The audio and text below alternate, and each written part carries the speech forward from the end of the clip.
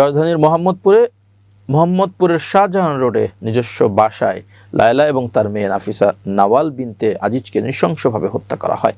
নিহত লায়লা আফরোজের 48 বছর বয়স, দেহে প্রায় 30টি এবং তার 15 বছর বয়সী মেয়ে নাফিসার দেহে অন্তত 6টি ছুরিকাঘাত ছিল বলে জানিয়েছে পুলিশ।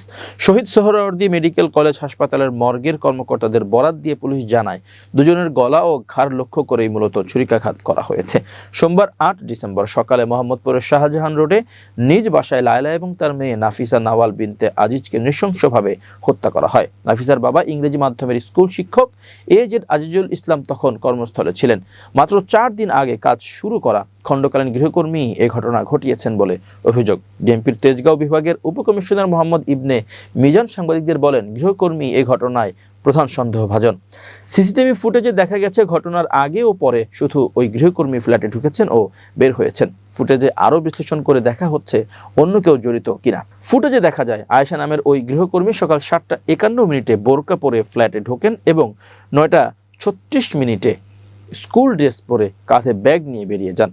নিহত নাফিসার কাজিন নুরেম মাহপারা বলেন, ওই ড্রেসটি নাফিসারই ছিল। পরিবারের সদস্যরা বলেন, সকাল 7টার দিকে আজিজুল বাসা থেকে বের হয়েছিলেন। স্কুলে পরীক্ষা থাকায় তিনি স্বাভাবিক সময়ের আগেই ফিরে আসেন।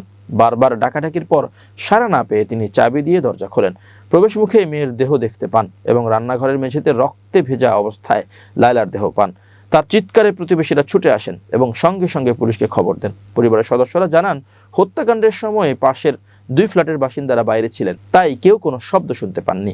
ভবনের ম্যানেজার মোহাম্মদ আইয়ুব বলেন, প্রায় 20 বছর বয়সী ওই তরুণী 4 দিন আগে কাজ চাইতে আসেন। তিনি জানান, আজ স্কুল ড্রেস পরার কারণে তিনি প্রথমে ওই নারীকে চিনতে পারেননি। তাকে থামালে তিনি বলেন, 2 দিন আগে অতিথি হিসেবে এসেছিলেন এবং এখন বের হচ্ছেন। এরপর দ্রুত রিকশায় চলে যান।